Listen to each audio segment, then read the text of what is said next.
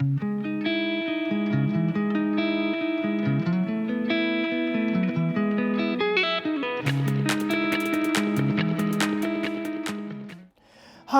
in this video, I'm sharing with you the 3 most effective exercises that can help you to prevent back pain by enhancing your core stability. If you like this video, please click the like button below, comment, share this video, and don't forget to subscribe to this channel. Well, if you hurt your back when you perform deadlifts, your doctor is likely to recommend you to rest and not lift for a few weeks. Surely you will find some short-term relief of your symptoms by resting. However, it is never a final solution. Chances are that the pain will eventually come back because you never address why the problem started in the first place. Eliminating symptoms and building your body to become more resilient to future injury requires a different and more active approach. So what exactly is core stability? The muscles that surround our spine are considered the core of our body. Spinal stability is when these core muscles contract together to create force and stiffness. Our body functions as a linked system, and distal movement requires proximal stiffness. Well, consider the action of walking. The pelvis must be stiffened to the spine, otherwise one hip would fall as the other leg swings forward to take a step. When the core fails to meet the stability demands placed on the body during a certain lift, part of the spine will be overloaded with forces that increase injury risk and performance will suffer. So where do we start? There are 2 general approaches many will take to address a weak link of the core. The first and the most common method is through dynamic strengthening exercises such as crunches, back extension, or Russian twists, with the mindset that a stronger core will give the spine less chance of buckling and breaking under tension. To a point this is true, each muscle that surrounds the spine does need to have sufficient amount of strength to contract and turn on. This is because when the muscles of our core contract, stiffness is created. However, here is what most people don't understand. Many people who develop back pain already have strong backs. While exercises like crunches and back extensions may be great at increasing strength, they do little to increase core stiffness.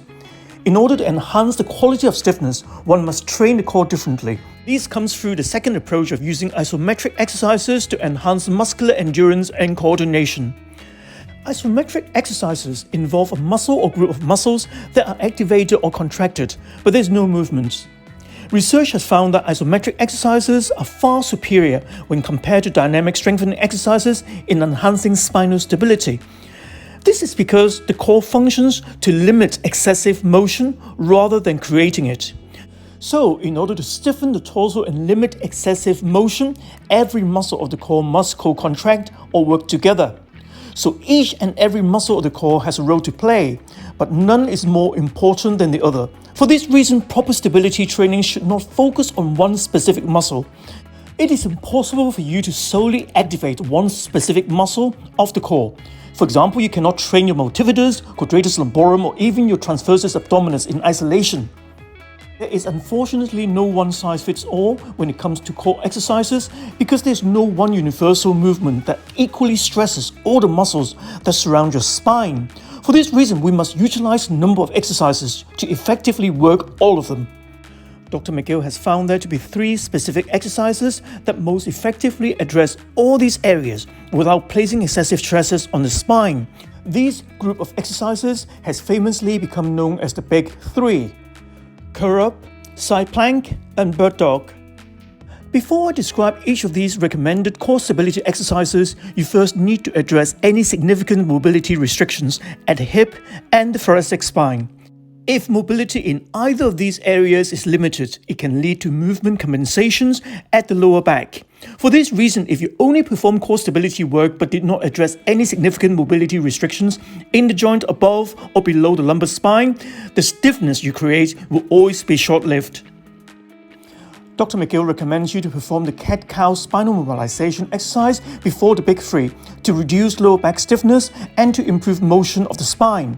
Unlike other stretches for the lower back that can place harmful stresses on the spine, this exercise emphasizes mobility in a very spine-friendly manner. Today we're going to talk about the 3 core stability exercises you should do every day. Now I'm not going to talk to you guys about dynamic core exercises to work your abs. The emphasis is on stability, that is to limit unwanted motion at your spine so that we can have awesome carryover to other gym exercises like squat and deadlifts. If you do these exercises, I promise that you will feel more powerful in each one of those movements. First exercise, the curl up. When a lot of people work the front of the core, what do? They do crunches by flexing the spine. It is not a bad exercise working the rectus abdominis. I want to emphasize here is stability. I want to limit motion. So what do? Drop one foot, does not matter which one. Have your hand under your lower back, which act as pressure sensors. They are going to pick up if you round your back. First, brace your core. Turn all those muscles on. Pick your head up just slightly off the floor and hold it for 10 seconds. The hold is the most important part. We are not moving the spine. The emphasis here is on stability, that is to lock your spine in place. If your neck feels uncomfortable, start by tucking your chin in first before lifting your head off the floor. I don't want to see you curling your head off the ground. By holding it here and by keeping your core braced, all the muscles on the front of your spine like the rectus abdominis, transversus abdominis are turning on to stiffen the spine. So do 6 repetitions in a row. There is no one-size-fits-all when it comes to hitting all the parts of the spine because there are a lot of muscles that make up the core. So we need a variety of exercises to really hit all the parts. Now the next exercise, the side plank. Start with the easiest variation with bent knees and elbow. Lift up and hold. A great exercise to hit the side of the core and the glute medius. 10 seconds hold and back down. 6 repetitions on each side. If this is too easy, try the full side plank. Hold for 10 seconds, turning on those muscles on the side of the core. We're limiting unwanted motions, stabilizing the spine and locking it in place. 6 repetitions each side for 10 seconds. Lastly, we hit the back of the core. What most people would do is prone spinal extension like the Superman. Again, you're moving your spine into an overarch, into an extension. Remember, our objective here is to limit unwanted motion and to create stability. So what do? Lock the spine on a neutral position and stabilize around that. The bird dog is a great exercise for that. Very low load on the spine. Get onto all fours. Find the neutral position. You're not rounding your back or hyperextending your spine. Brace your core and go opposite. Right hand extensions, left leg out. Hold for 10 seconds. After the 10 seconds, keep the spine braced, slowly come back, not moving the spine, bring in your right fist to your left knee. Back out, hold for 10 seconds. This knee flexion motion is similar to that of a squat. Don't curve your back when you return your fist to touch your knee. Keep a neutral spine, keep the core braced. Common mistake, kicking the leg far too high.